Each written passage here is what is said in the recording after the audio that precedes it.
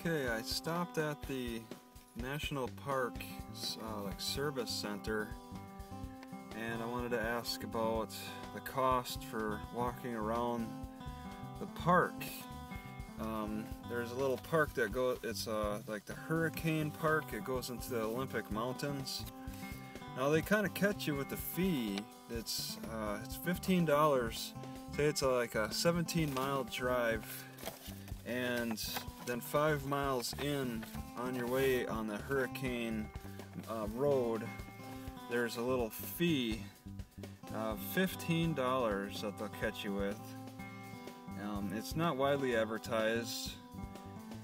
You don't find out about the $15 until you're like halfway down the road to the park. You want to be careful of that. That's for like a day pass, but that day pass is good for like a week.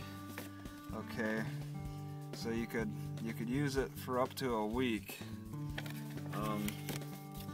It seems a little pricey to me. You could go for the annual pass. Here's a list of the fee schedules. Alright, it's $80 for a year. It's flat out. Okay. Yeah, admits, that'll cover. This admits one covers all the categories. So, okay, let's start out.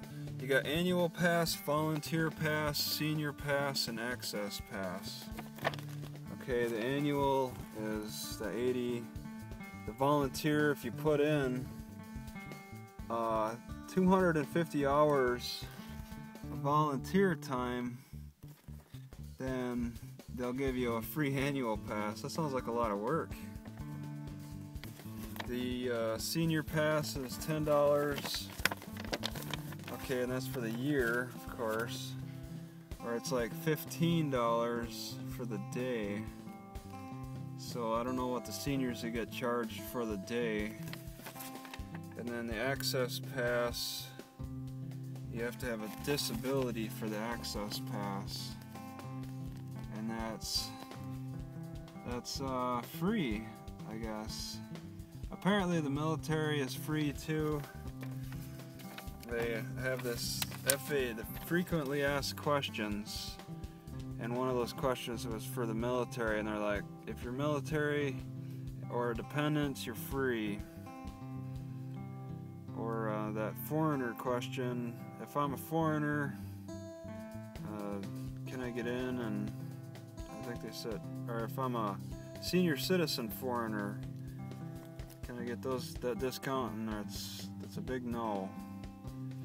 But this is a business. You're like Disneyland or something. You're gonna charge. The federal government has to charge money for access to this beautiful area. I asked about backpacking. Is there anything else I wanted to cover with this? I'm just a little upset about the $15 and how you really have to ask about it. I mean, apparently there are some places that don't charge, but this one does. It's $15.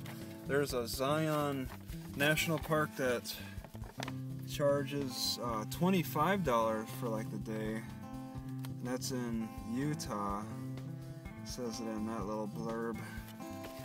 That's $25. That's up there. Okay, so I kind of tried to get out to there on my bicycle, but I took the wrong turn. Went down the wrong road, and yeah, that was a good exercise at least. So they offer backpacking, and there's a fee for that too. That's $10. And it says it in this. I'll give you a map of all the places you can camp, and then on the back there's rules and stuff. Rules, where to hike, probably stay on the trail. Why do I need a permit? Okay, no, permits. Let's see, why do I need a permit? Okay. Permits can help us find, I'm reading this backwards on the permits can help you find you should you become lost or injured. Okay, so they're reasoning that the cost of finding you, it's like insurance in a way. You're paying for a kind of an insurance policy. Whoever gets lost, everybody else has paid for their search efforts.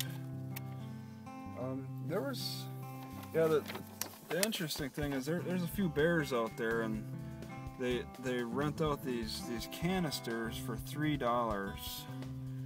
Okay, $3 canisters to prevent bears, and they recommend keeping the canisters 50 to 100 feet away from your sleep site. So that's a pretty good distance. They won't allow you to bring your bicycle. Nothing mechanical. That was a surprise to me. And I saw it on a sign. I asked them if it was in this planner thingy. I have to find it again. There's a couple other things. One was you can't discharge a weapon. It's not. That's the rule they're sticking with. You can bring a gun in with you, but you're not allowed to discharge a weapon. And I asked, well, what if you had a bear attacking you? And he's stuck with his argument that the law states no discharging of weapons. And then I asked, well, have there been any court cases? I pushed it a little too far. Have there been any court cases which more clearly define the use of a weapon out there? And then he's like, well, we decide on whether we want to prosecute somebody or not. And I asked him if that information was in here too, and he said yes. What not to bring? There's another thing. It's you can't bring bicycles. You can't discharge a weapon. I'm not sure. I was thinking about taking a picture of that sign, but they want to keep it looking as natural as possible. But yeah, it's going to cost you regardless. $15 to drive into the park, then $10 to start camping out there, and that's just for the week, I guess you could call it. And there's various places you can go. So, and the mountains are beautiful. I mean, I'll give them that. That's a draw right there. So they're probably getting enough people to cover these fees.